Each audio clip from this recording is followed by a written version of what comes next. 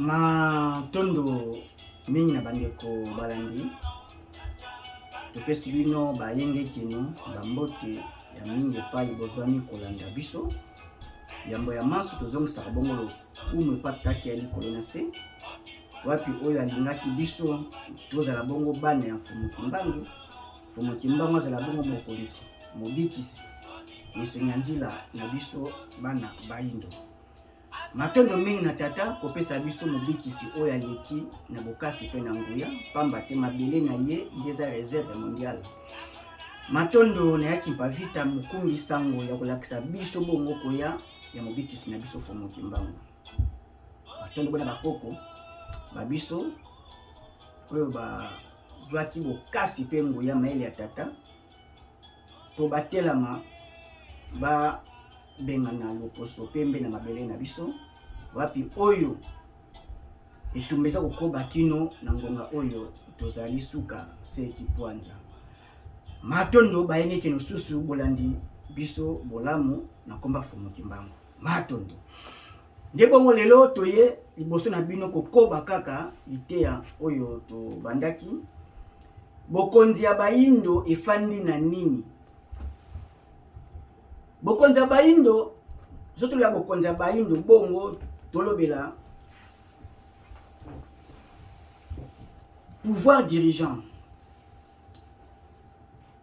Bakonzi o nyos bazo kamba, l'institution na biso,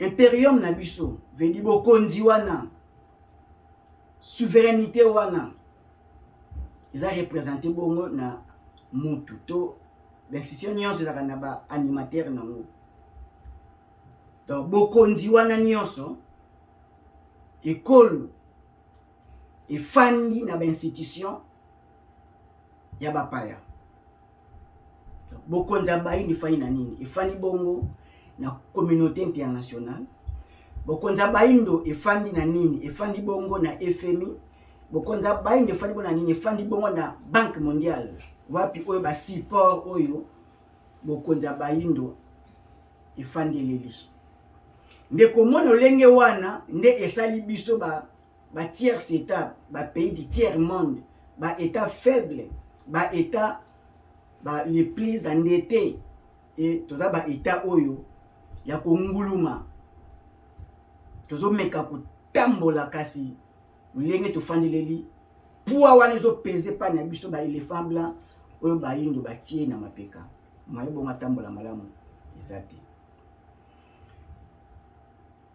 emonisami bongo na ba problème nyonso ya Afrique ya bokonza baindo na ba élection na ba désordre nyonso bango mo baindo bazobenga bato ya libanda bedi basalaka appel na communauté internationale baya ko gérer ba problème na bango baya ko interférer ba problème na bango eza lokola bana kati ya ndako bazokoka te kokabula bilei oyo babosi batikeli bango bazobenga mokolo oyo azoleka na nzala na ye leya mokolo akoyaza na part ya gato akoimpose bino vouloir na ye donc ekesani te na ba herbivore problème na bango banyama oyo baliaka matiti bazobenga ba carnivore vedi banyama oyo baliaka sikoyo balinga nyama baya bongo kopia bino solution soki baye ya pona destruction na bino ya pona liwa na bino wapi Afrika azokufelela to bongo liboso communauté internationale nde boza liwa ya baindo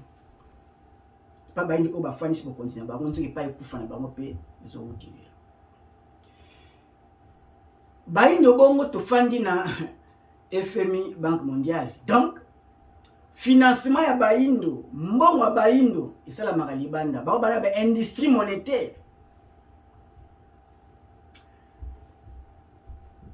ezali na ndeko moko dirigeant libyen Kadhafi na nyonso oyo alukaki bolama Afrique mokolo moko azwi likanisi eyeli kaka monnaie commune donc tosala mbongo moko Afrique eli yango et mukolo babi asinaki acte ya décès na ye veut dire ndima asinaki liwa na ye mukolo wana veut dire Occident loposo pembe mundele atelami na makasi nyonso po a mettre fin na vie ya Mohamed Kadhafi.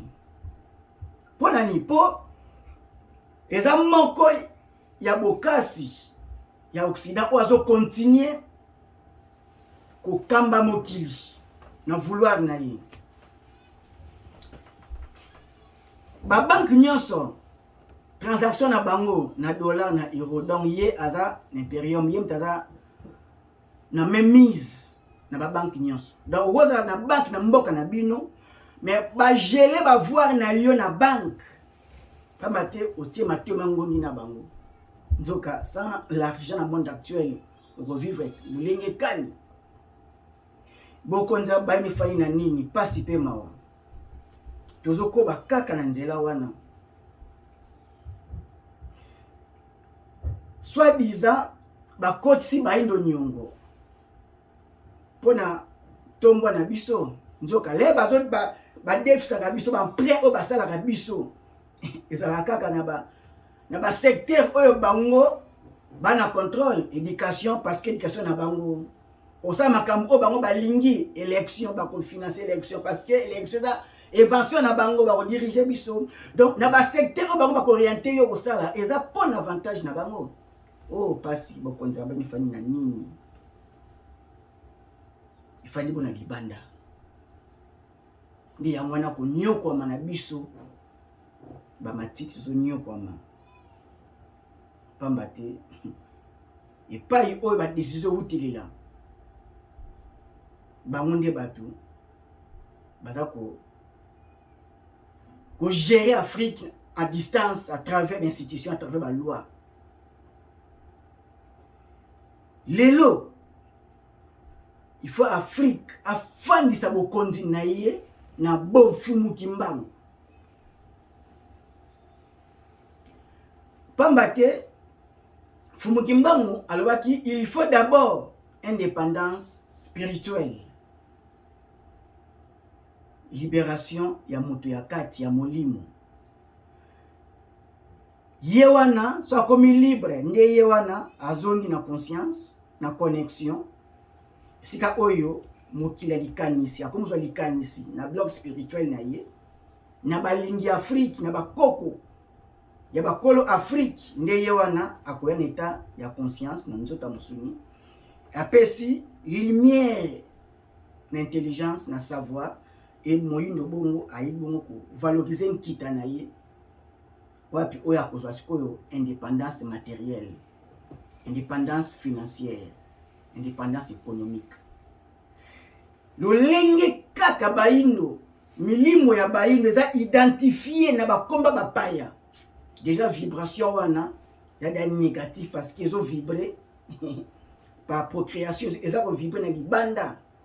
Et il faut to benga molimo na biso to mi benga na bakombo oyo eza na connexion na basetre na biso na bakoko na biso ende osala bomoko pamba te bapesa lumière ya connaissance ya savoir na molimo na biso pe bongo physiquement toza bongo libre.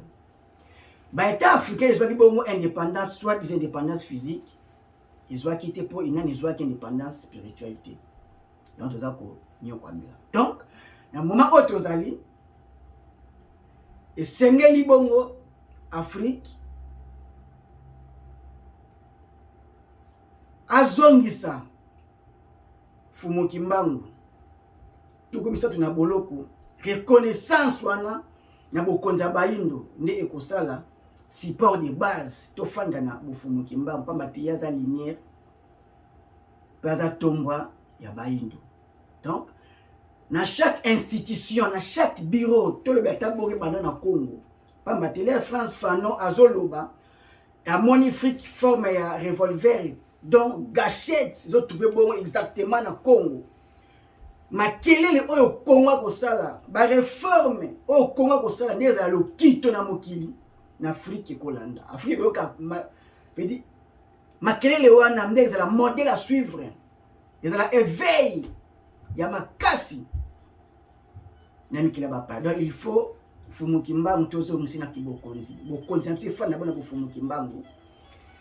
Il faut tolongwa na papier oyo oxydative valeur na dollar na euro tozonga na ba pièces de monnaie parce que ba meto na biso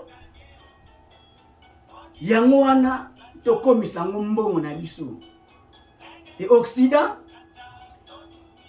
aza makasi kamba te mbongo na ye yango wana tozolia mokili mobimba. Et tolongo na mbongo Occident tokoma capable na ba industrie monétaire na biso, tozi ba minerais na biso, ba métaux na biso, ba pierres précieuses na biso. To valoriser ngo to tia ba pièces de monnaie. Et Occident déjà vous en achète. Le connaissance wana nde wana tozo senga fumuki mbango longengo ya bayini to fanta bokonzi ya fumuki mbango. Ngonga bongo ekoki ya indépendance spirituelle. Tolobela église kimbaniste, tolobela fumuki mbango authentique. Fumuki mbango ya banganga ngunza et fumuki mbango ya 1921. So to fandi ici support de base na bokonzi na biso fait na bofumuki mbango. Les abongo tomba pe émergence ya Congo pe Congo pe financer Afrique. Afrique lelo faible. Pambate na ye na Afrique mobimba Afrique, ils ont pesé pays moko. Yango koyoka France Afrique, Asie, Chine Afrique, na Turquie Afrique. Pas si peu mawa. 24 pays nyonso wana ils ont pesé ka mboka moko. Pe po ba kotise nyongo. À quoi sert bon ba minerais nos anango? Oh, lumière fumuki mba soka ngengi te. C'est bo konza bene fa ifane bo fumuki mbangu te. Bana biso pas si peu mawa. Pas si peu mawa. Donc ngonga na biso ekoki lelo basali Afrique, Europe. Je dis sommet moi c'est ça la malelo. Moi otolo belela. France, donc, et ça me à Bruxelles, Afrique, Europe. Mais bah quel côté bah problème ni bah quel traité qu'on a. Parmi mon corps, kakako, je dis bah éléphant blanc, je dis Afrique azoko bah ça pour s'y charger Afrique na banyongo. Bah le vaccin il faut et ça la bah pays Afrique bah tiens bon 6 pays. Afrique du Sud. Sénégal, Nigeria,